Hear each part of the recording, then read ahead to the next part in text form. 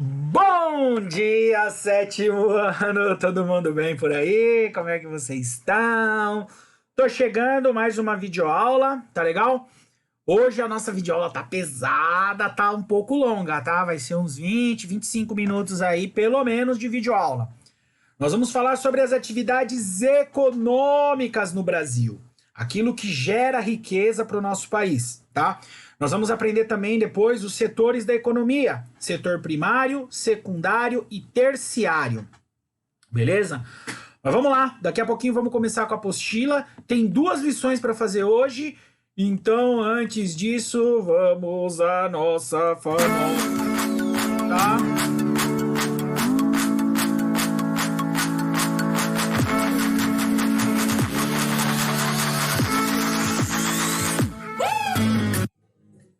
Bom, nossa vinheta passada, vamos à nossa aula de hoje, galera. É isso mesmo. Bom, nós vamos ver aqui, pessoal, deixa eu aumentar eu aqui para vocês verem essa beleza, esse cabelo lindo, tá?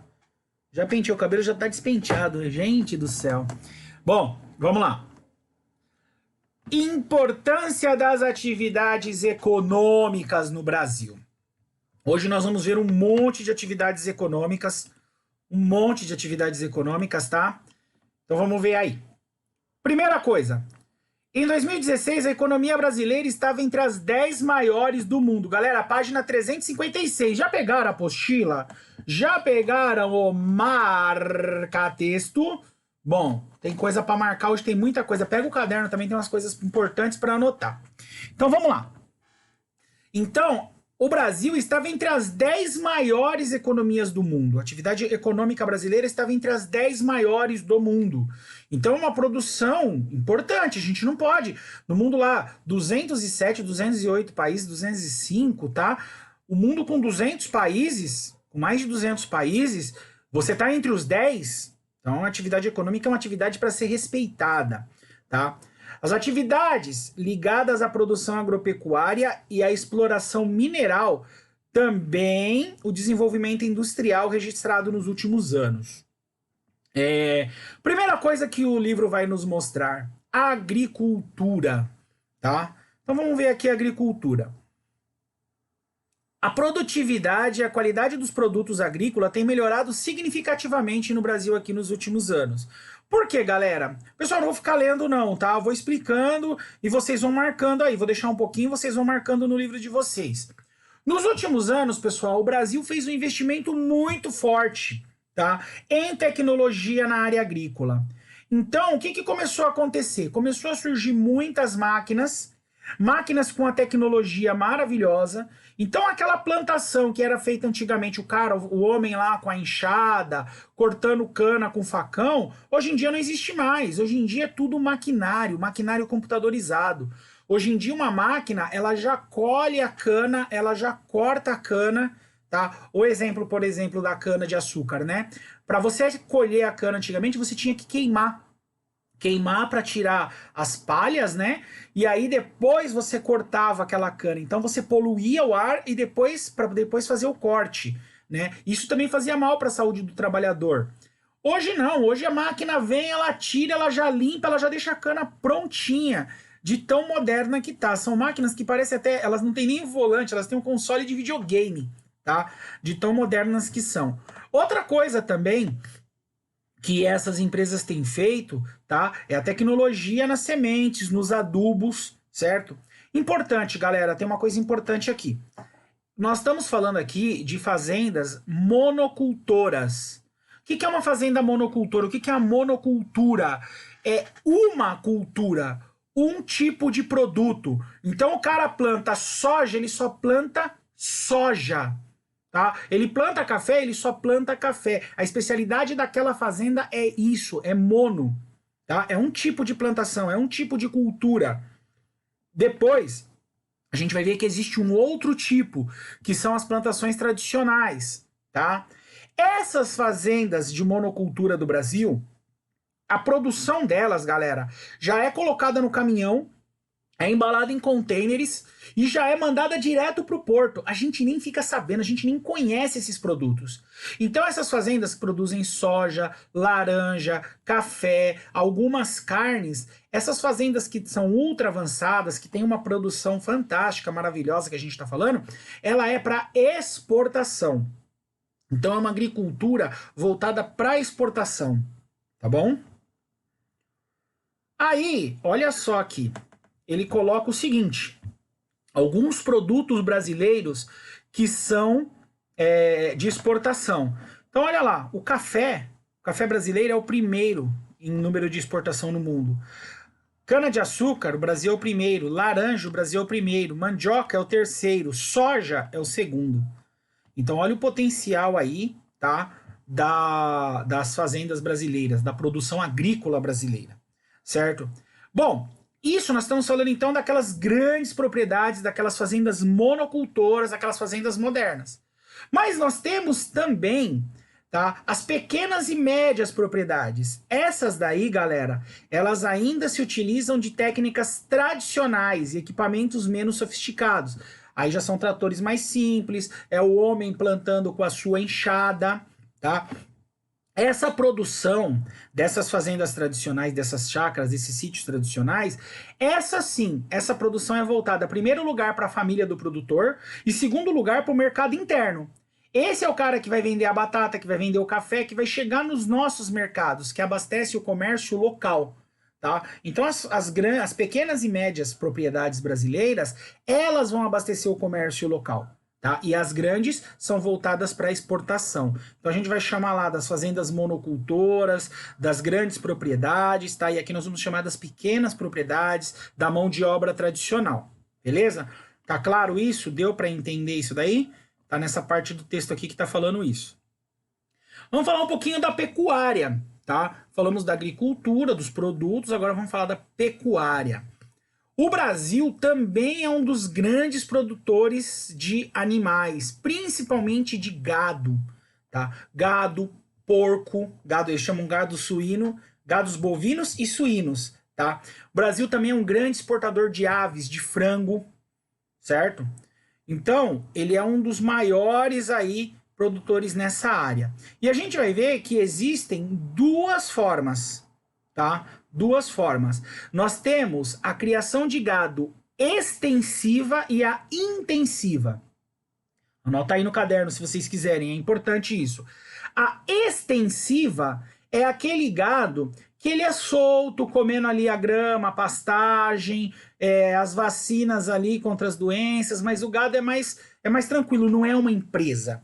O gado é criado de maneira solta, de maneira livre, tá? E aí nós temos a intensiva, que também, aí, gente, é a mesma coisa. A extensiva, ela é a pequena e média propriedade. Aquele gado que é usado para a gente consumir aqui no Brasil, no mercado interno. Porque as grandes propriedades, tá? Aí vai ter uma maneira intensiva. Tá aqui, ó, no texto aqui, ó, vou mostrar aí com o meu mouse, ó, a maneira intensiva. Ou seja, o gado já é confinado num ambiente controlado com o objetivo de melhorar a produtividade. Existe uma adoção de equipamentos e técnicas modernas, como a melhoria na composição da ração, os caras dão uma ração cheia de agentes para o gado engordar, tá? E aí a redução do tempo de engorda. Então o gado, o frango, gente, depois eu vou falar do frango. Os avanços genéticos e as medidas sanitárias de controle de doenças vêm contribuindo para levar o Brasil à condição do país que mais possui o maior rebanho comercial do mundo. Tá? Então o Brasil está nessa situação. Lá no sítio da minha avó, um franguinho para ficar bom para comer, ele demora 3 meses, 90 dias. Hoje, um frango, ele engorda em 40 dias, ele está pronto para o abate. Nessas empresas que produzem o frango. Então é tanta coisa que eles dão pro frango, é tanta química que vem na ração do frango, que ele acaba engordando e crescendo muito rápido e já é pronto para o corte. Tá? Então, quando eu vou até lá... E a carne é totalmente diferente. Tá? A carne do frango criado normalmente solto no sítio, ela é mais dura. E a carne desses frangos parece um isopor, é uma carne já mais mole, menos resistente, tá bom? Olha só a tabela dos criadores no Brasil. Gente, aqui é importante, hein? Bovinos, o Brasil é o primeiro colocado em produção no mundo, tá? Aves é o quarto. Caprino são as cabras, 21º. Equino, cavalos, quarto colocado. Pessoal, aqui ó, ovino não é de ovo não, viu? Tem aluno que confunde ovinos com ovos. Ovelhas. Ovino vem de ovelha, tá? E suíno são os porcos. Então o Brasil, como sempre, lá na agricultura está entre os maiores produtores de grão e aqui na carne também está sempre entre os maiores, tá? Essa produção aqui, galera, é a produção agrícola do Brasil, é a que faz a força aí, tá? Pessoal, 358, 359 tem atividade. Vou dar uma pausa para não mostrar as respostas e vou voltar continuando com o vídeo, tá? Façam essas atividades aqui, tá bom? No final da aula eu vou dar todas as orientações sobre as atividades, beleza? Deixa eu pegar aqui meu controle para dar uma pausa. Então tinha atividade da 358 aí, vocês façam ela depois, tá bom? No final eu vou dar as orientações aí para vocês. Bom, vamos falar então, a gente já falou da agricultura, já falamos da pecuária, agora nós vamos falar do extrativismo, tá? Então marca lá, agricultura são os alimentos, pecuária, animais. Extrativismo, galera, é tudo aquilo que eu tiro, já está pronto na natureza. São as atividades que eu tiro, tá lá, eu vou lá e tiro, colho naturalmente, tá? Então ele fala aqui, ó, extrativismo, ou seja, atividade econômica baseada na exploração dos recursos minerais. O que é mineral? Petróleo, as rochas, ferro, vegetais, borracha, coco, açaí e animais. Que tipo de animal? Tem uma pergunta, eu faço lá. Quais tipos de extrativismo existem? Gente, vamos pensar no extrativismo animal. Alguém conhece algum? Pensem, reflita. Vou dar um exemplo. A pesca. Alguém já viu alguém produzir, criar peixe? Hoje em dia até tem criação de peixe. Mas o peixe, se eu for no rio lá que tiver um peixe pescar, eu consigo tirar ele. Consigo vender ele? Consigo. Tem famílias que vivem da pesca no Brasil. Tá? Se eu for no mar lá com o meu barco, com uma rede grande, pescar, chegar e vender, eu consigo? Eu consigo. Eu estou produzindo peixe? Não, eu estou apenas pescando. Esse é um extrativismo animal, tá certo? Então o extrativismo também pode ser animal. O texto ele dá 2 exemplos pra gente. E aqui também, bem praticamente aí, tem algumas coisas aqui. O extrativismo brasileiro, galera, ele pode ter 2 maneiras, tá? O tradicional, o que é o tradicional? São feitos com técnicas simples, rudimentares. Ela é só você vai lá e extrai sem danificar a natureza, tá? É a extração, por exemplo, uma resina de uma planta, a borracha, o coco, tá? Então quando eu tiro a coisa da planta, eu vou lá, tiro e deixo a planta no local. Certo? Olha lá, essa pessoa aqui, ó, tá tirando. Tá vendo que não tem uma máquina? O cara tá em cima da árvore lá, ó. Certo? Aqui, ó, ele tá pegando frutos da palmeira, tá? Isso aqui é em Ubatuba. Aí, nós temos o tipo de extrativismo já diferente. Esse aqui é o quê? Esse já contém uma situação diferente, tá? Aqui o que acontece? São atividades que têm aparelhos mais modernos, mais sofisticado, grande investimento, porque um caminhão desse, um trator desse, ele tem um custo alto. Esse extrativismo é aquele que vai tirar os minérios das rochas, é o que vai tirar o petróleo da natureza. Pra você tirar petróleo, ninguém aqui... Ah, eu vou cavar aqui um buraco no fundo da minha casa aqui e vou achar petróleo. Meu, petróleo é um maquinário caríssimo, tá? Então você tem o extrativismo mais simples, tá? Com técnicas mais simples, e você tem o extrativismo com técnicas mais complicadas, com tratores, com técnicas que levam mais dinheiro, tá bom?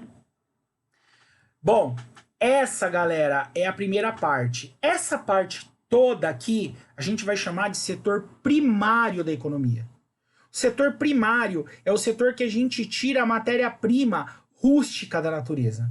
Então você tira a agricultura, a pecuária, a mineração, estão no setor primário, no primeiro setor da nossa economia. Mais pra frente a gente vai falar sobre isso, tá? Mas grife, marca aí no seu caderninho, ó, setor primário, agricultura, pecuária e extrativismo, tá? São aquelas que a gente tira as coisas da natureza, pega o produto in natura, beleza?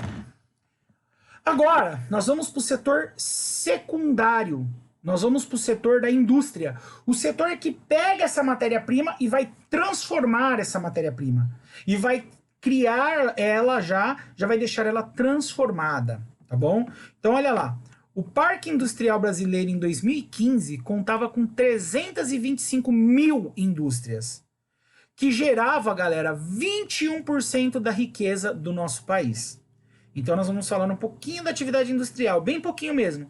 Aqui é um mapa, povo, seria o mapa de onde tem as indústrias no Brasil.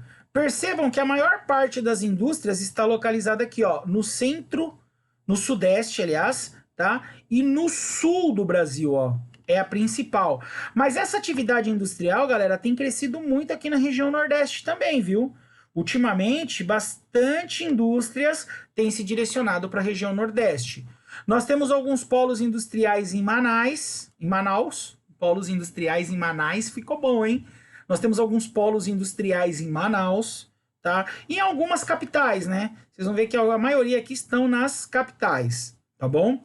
Aqui, cada cor representa uma indústria. Depois vocês dão uma olhadinha com carinho aí. Eu tô aqui mostrando só as atividades industriais para vocês.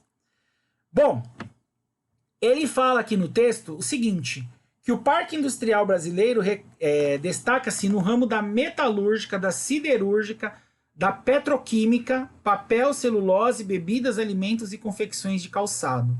E fala também que algumas indústrias vêm usando altas tecnologias nos últimos anos. Tá? Então, são dois fatores importantes que o texto mostra pra gente, certo? É basicamente isso que fala o texto, ele não aprofunda muito não, é bem simplesinho, tá? Só fala só para dar um link para nós, certo? Depois, já vamos para a parte 3, para o nosso terceiro setor da economia, o terciário. Bom, setor primário é o setor da agricultura, da pecuária e do extrativismo. Setor secundário é o setor da indústria de transformação. E o setor terciário é o setor de vendas. Tá? É o setor das vendas. O setor terciário engloba as atividades do comércio, a prestação de serviço. E tem ganhado cada vez mais importância na economia brasileira. Galera, o setor terciário ele engloba também um setor chamado serviços. Vou explicar para vocês o que é isso. Por exemplo, o setor terciário é o setor de vendas. Tá? Então, todo mundo que trabalha no comércio, no mercado, em loja, em shopping, trabalha no setor terciário.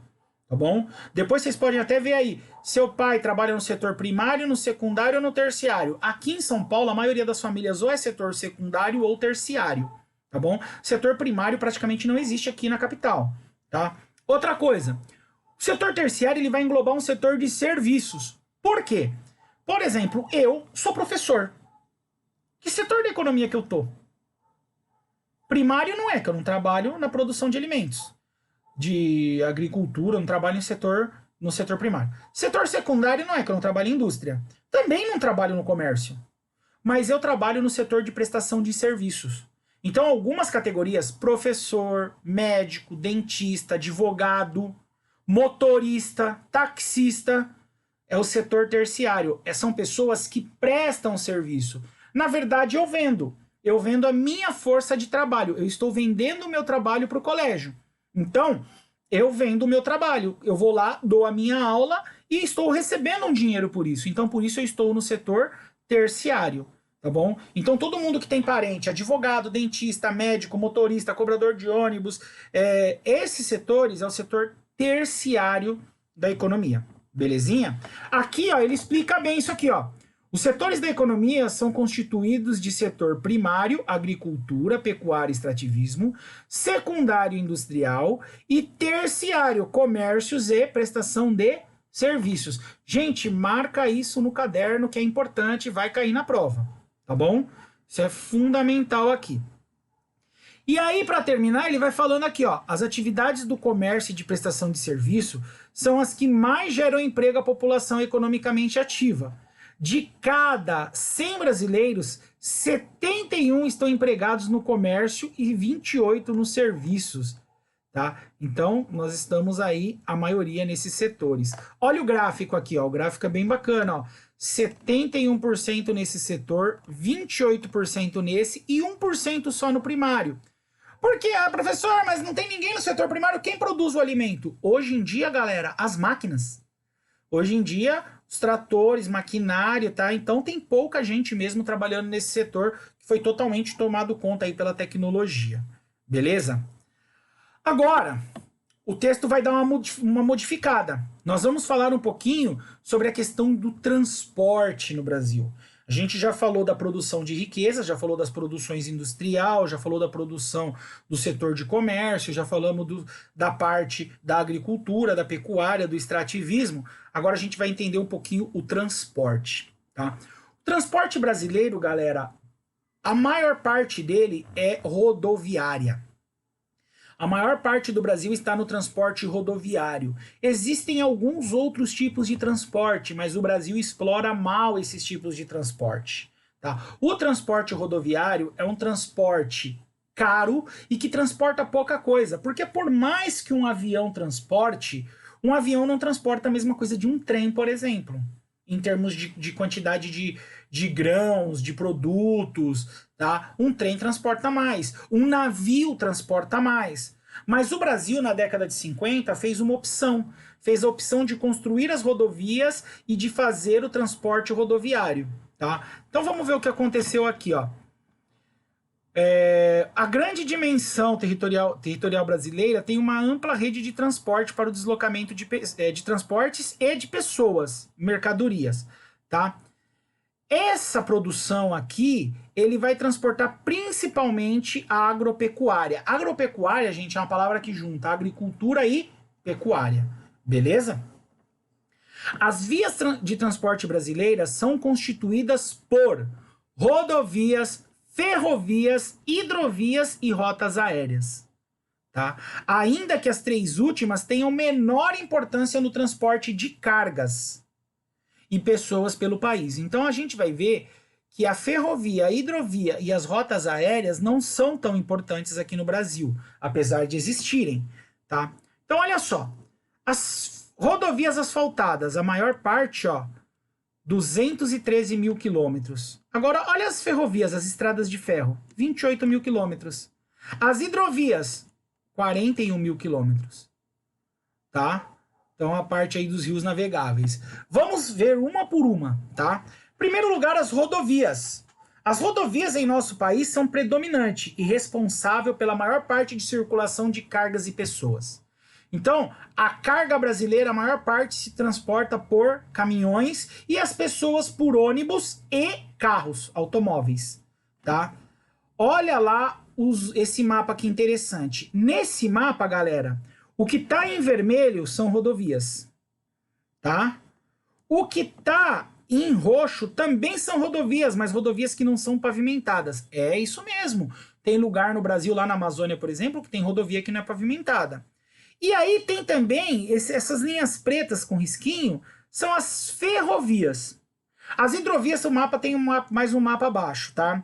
Então ele vai falar, ó, que o predomínio das rodovias em relação às outras vias de transporte teve seu início a partir da década de 50, com o interesse do governo federal em promover a maior integração do território nacional. Então, lá em 50, o governo do Juscelino, ele decide investir nos caminhões, ele decide investir nos carros. Ele começa a receber benefícios das indústrias, né, de caminhão, ninguém é tonto, tá? As indústrias de caminhão começam a investir no Brasil, começam a falar, ó, nós vamos levar caminhões para o Brasil, vamos produzir caminhão aí. Só que você precisa construir estradas. Então o governo brasileiro começa a construir estradas, começa a construir uma malha rodoviária enorme. Tá? Olha aí então a quantidade de estradas que foram. Ligou praticamente o país inteiro. Teve rodovia lá até Manaus. Tá? Você consegue chegar de carro, galera, até no Acre aqui, ó. Você consegue de carro. Certo? Então as rodovias estão aí. Tá? Foi construída em 1950. Começaram a ser construídas, né? Começaram a ser expandidas. Tá? A responsabilidade em manter e construir as rodovias é do governo. Tá? Só, galera, que existem uns problemas. As rodovias não são perfeitas, não são maravilhosas. E quem viaja de carro sabe bem disso. Então, vamos ver aqui os problemas das rodovias. Gente, atenção nisso. Marca aí, problemas das rodovias. Vai cair na prova. Deixa eu... não podia ter falado, né?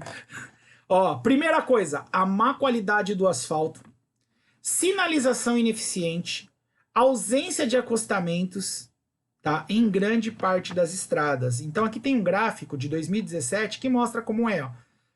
Rodovias ótimas, só 8,9%. Nem 10% é. Boas, 29%. Regular, 33%. Ruim, 20%. E péssimo estado, 8%. Tá? Então, olha como é a situação dessas rodovias. Ultimamente, galera, o texto fala o seguinte, que o governo federal tem privatizado essas rodovias. Tem deixado para empresas cuidarem. E as empresas, para ganhar dinheiro, elas constroem os famosos pedágios. Tá? Pedágios. E aí os pedágios vai cobrando das pessoas e é onde a concessionária ganha dinheiro nessas rodovias. Belezeira? Bom, por último ele vai falar aqui então também das ferrovias e hidrovias, tá? Ele vai falar que até 1930 a maior parte do Brasil era de transporte ferroviário. Na época do café, galera, o Brasil investiu nas ferrovias. Então nós temos aqui, por exemplo, em São Paulo, a Santos Jundiaí aqui, ó. Essa estrada de ferro que passa aqui, ó, Barra Funda, Lapa, acho que vocês já pegaram o trem aqui. Lapa, Barra Funda, Estação da Luz, era da rede ferroviária que transportava o café até o Porto de Santos. Então ele trazia o café do interior de São Paulo até Jundiaí, e de Jundiaí até o Porto de Santos, eles ligavam tudo por trem. O café era escoado no Brasil por trem. Só que depois o Brasil, em 1950, parou. Até 30 investiu em ferrovias, depois parou. Parou e falou, vou investir em rodovia. Tá? Só que o transporte ferroviário é mais importante, ele transporta mais, ele gasta menos combustível. Tá? Outra coisa aí, vai falar das hidrovias. As hidrovias também são poucas. Hidrovia, galera, o transporte hidroviário é o nome, hidrovia. É o transporte pelas águas, é o transporte pelos rios. O Brasil tem uma grande quantidade de rios, só que a pequena parte desses rios é navegável. Por exemplo, o rio Tietê em São Paulo é um rio plano, é um rio tranquilo e podia transportar mantimentos aí até o interior do Paraná lá, porque o Tietê vai até o Paranazão, certo? Mas ele é um rio que você não vê um barco nele. Tá? Você não vê um barco transitando, levando mantimento, levando um alimento ou trazendo do interior para cá. Tá? Ele corta todo o interior de São Paulo e não traz nada para nós. Percebe? Então, os trechos navegáveis são muito poucos, tá? Olha aqui esse gráfico que legal, ele fala do consumo, tá? O consumo para transportar. Então, um caminhão, para transportar 1.000 toneladas, ele gasta 15 litros. Um trem gasta só 6 litros de combustível. E um navio gastaria 4 litros de combustível. Percebe como ele gasta menos? Sairia mais barato, tá? Aqui, galera, é um mapa sobre as principais hidrovias do Brasil. Os portos, tá? E também ele traz aqui os aeroportos. Então, olha só para vocês terem uma ideia, como o Brasil é mal aproveitado em termos de rios, tá? A principal hidrovia brasileira, galera, é aqui, ó, no Rio Amazonas. Esse rio é bem aproveitado, tá? Para você chegar a Manaus de barco é muito fácil. Tá? Então a maioria da galera lá transporta os alimentos, os mantimentos por barcos. Os rios são totalmente navegáveis aí. Tá? Agora olha aqui na nossa região, ó, São Paulo até tem uma hidrovia no Tietê, ó, mas lá no final, ó, no Tietê, no Rio Paraná, ó, tá? Mas tá vendo? Tá vendo como elas não se ligam, ó? Elas são pequenas, ó. Ó, as hidrovias são poucas, são pequenas. Aqui é no Rio São Francisco, ó. Velho Chico. Vocês vão ouvir falar muito desse rio ainda. Tá certo? Então aí, um pouquinho das hidrovias para vocês. Beleza? Galera, para terminar, sequência de atividades. Vou falar para vocês então. Nós temos aqui, vamos encerrar essa aula. Nós estamos encerrando hoje o capítulo 3. O que está faltando para as próximas 2 aulas? Vou fazer a correção das atividades. Tá? Então, vou fazer a correção de todas as atividades desse capítulo aqui. Vou fazer ela por live, tá bom? Então, nas próximas 2 aulas, provavelmente a gente vai ter live, tá? Vou fazer a explicação bonitinha e depois vou dar um quiz de atividades. Atividade valendo 8 pontos. A nota desse bimestre, como vai ser? As atividades que eu posto aqui, vai ter hoje, de novo, vai ter 3 atividades. Então, como que funciona? Tá? Eu dei 3 atividades valendo 2 pontos. Quem fez as 3 ganhou 2. Belezinha? Quando fez menos, vai ganhar menos pontos. Tá? Depois eu vou mandar uma planilhinha lá de quantos pontos vocês marcaram nas atividades lá no WhatsApp da sala. Certo? Então, tem as atividades aqui. Aí, as atividades do livro para vocês aprenderem. Então, na próxima aula eu vou corrigir essas atividades, depois vou corrigir as atividades que eu coloco aqui, as 3 perguntinhas básicas sobre o texto, tá? Vai valer 2 pontos. E aí, na semana que vem, eu vou dar uma provinha, um quiz, uma atividade valendo 8 pontos. Então, aí nós vamos fechar a nota do bimestre, tá? A prova vale 8, você vai ver o tanto que você tirou nas atividades, eu vou pôr um cronograminha de notas lá para vocês observarem, tá bom? É assim que vai ser. Próxima aula nós vamos ter uma live, tá? Que a gente já vai começar aí a correção desse livro, beleza? A correção das atividades do livro. Se tiver dúvidas, volte, tá? Tem outra atividade aí, a capítulo 3, atividade 3. Então a 1, a 2 e a 3 já estão aí, tá bom? Aí nós estamos já indo para o fechamento, organização e já as avaliações aí do final desse módulo 3. Galera, entenderam? Alguma dúvida? Se tiver dúvida, me chama no zap, tá bom? Valeu a galera do 7º B aí que eu postei uns vídeos errados semana passada. Vamos ver se dessa vez vai certo. Obrigado por vocês terem me avisado, tá bom? E aí vamos lá, vamos para correção, tá? Próxima aula live e a gente vai fazer umas correções aí bonitinhas, tá bom? Não esqueçam aí, tem atividade da 365 para baixo e tem outra atividade lá em cima na 358, beleza? Próxima aula a gente vai corrigir isso daí para vocês. Um grande abraço para vocês, boa semana. E fiquem com Deus. Deixa eu ver se eu consigo desligar esse trem aqui. Tchau, tchau, galera. Abraço.